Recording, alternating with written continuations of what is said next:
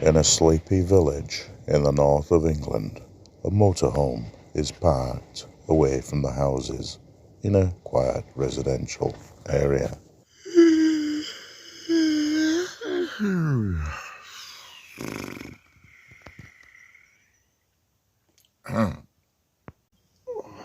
A subscriber recently posted a comment about a better location than the one I scouted yesterday, and then deleted it very shortly after. However, I do remember one salient point from it, so I shall investigate that lead today.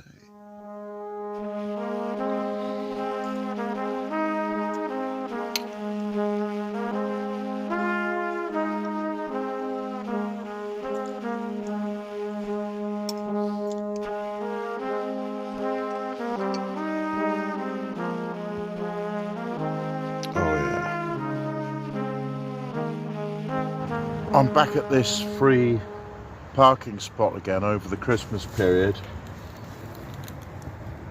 and the only permitted vehicles are under 2.5 tons and 2 meters height. Something to consider when you buy a van. So what this experience has taught me is that it's more obvious to people what motorhomes are than what vans are. You can park a van in a residential area. People walk past it without even noticing it, but a motorhome, yeah, it's just too obvious what its purpose is.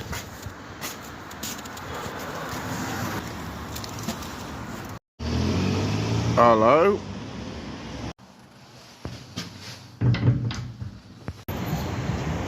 I hate buses.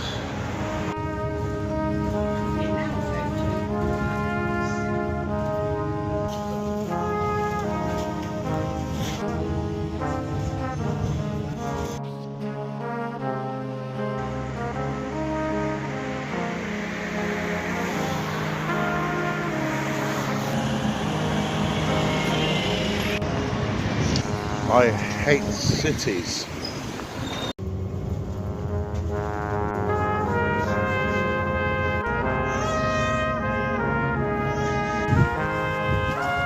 Right, well, that's it. Well, that's just about my entire life made illegal. Well, it's rural.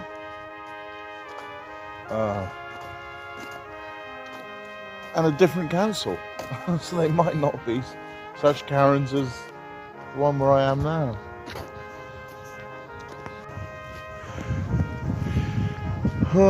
Have to make a decision then quite soon.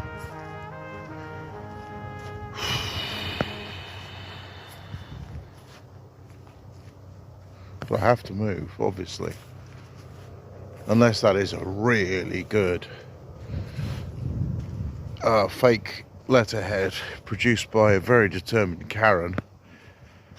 There's no point in getting into trouble over nothing when I could solve it cheaper than, well, way cheaper than rent. Just move the van every less than 28 days. I think that's the law, isn't it, of motorhomes?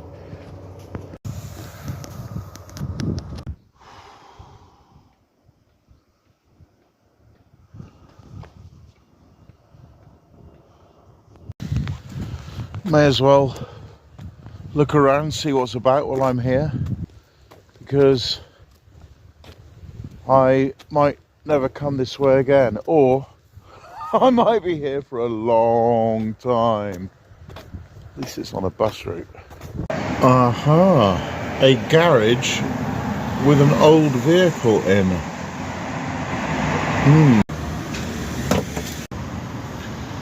A phone box with an actual telephone in it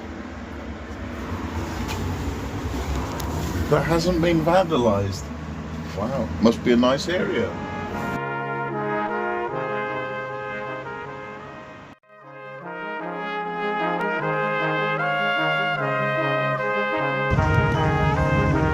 This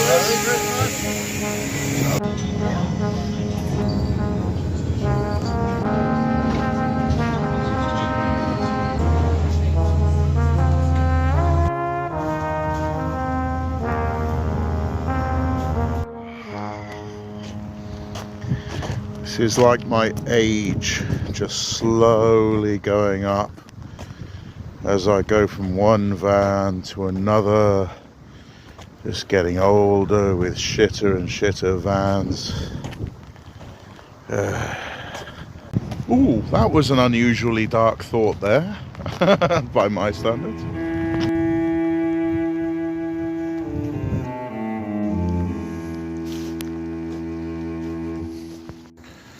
Home, sweet home. I wonder if this tarp can even survive being towed, because if we reach speeds over 40 miles an hour, that might all get ripped off there. Oh, that's a beautiful light.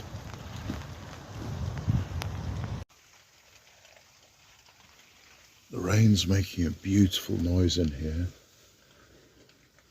but at least it's not getting soaked into the bodywork. Probably. And after a hard day on the buses, up pops Niall with some food. A plate of pasta. Yep. And when I say pasta, with some pesto. It's pasta with pesto.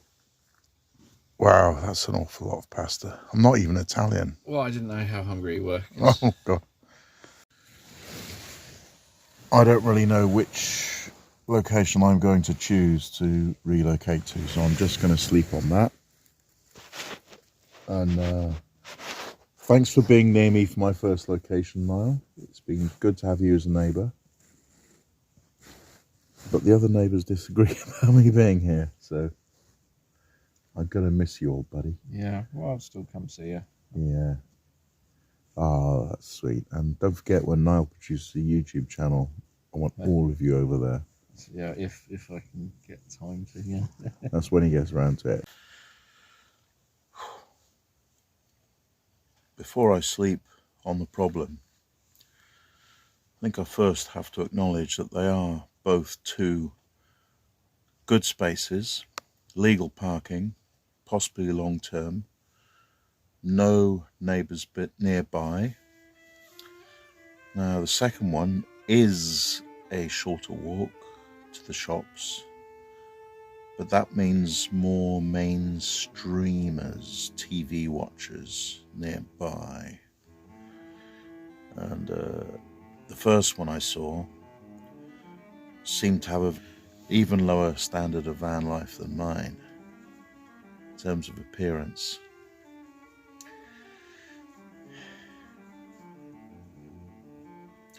And of course, wherever I park, I have to have access to bus routes to work, and the second place is better for all that, with two large cities and many small towns available on the bus route, whereas the first one only has a long walk to a bus route that goes into one city.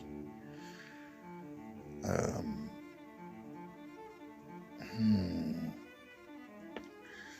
mean, the scenery is very nice on both the locations.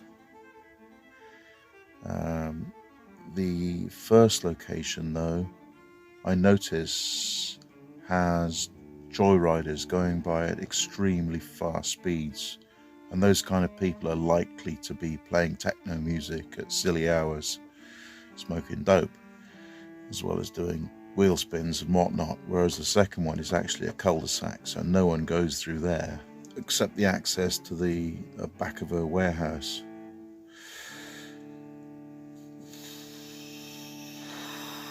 Okay, that's what I got to sleep on. Good night.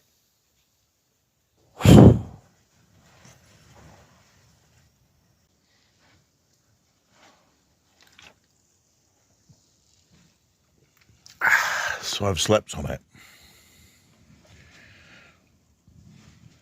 One of them offers a nice view.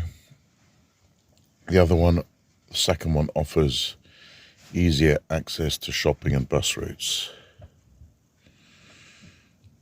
Both are legal.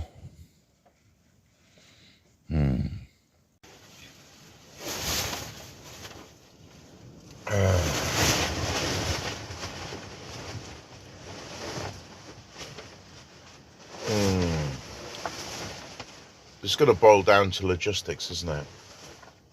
That during the winter, I'm soon going to get very cheesed off with a 1 mile walk to a bus stop, or a 1 mile walk to a shop, and then a commute, whereas the other one is a 2-minute walk to a shop or a bus stop, and access to more population centres for work.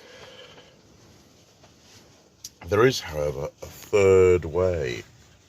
My third eye is looking at this, is that at the moment my channel is just about taking off now. So I got like 5,000 subs, gaining more subscribers every month, more money from YouTube revenue every month, and a little bit extra from the donations, thank you. It is possible that I could just go for it and gamble on my channel taking off, and that will not only bring you entertainment, but it may bring me the funds necessary to install a new engine. I'll be back on the road, which is the end game.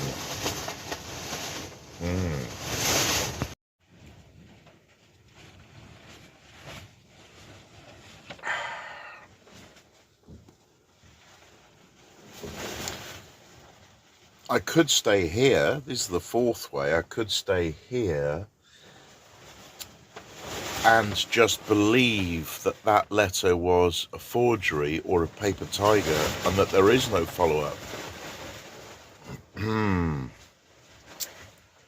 they're not going to do anything about it.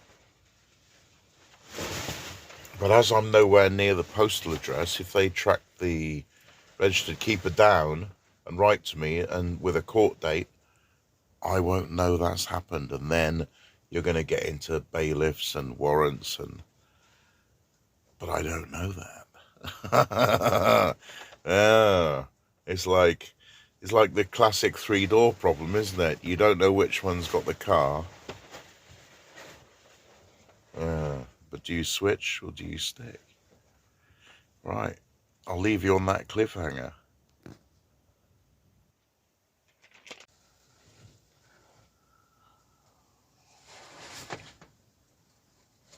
No, I still haven't decided.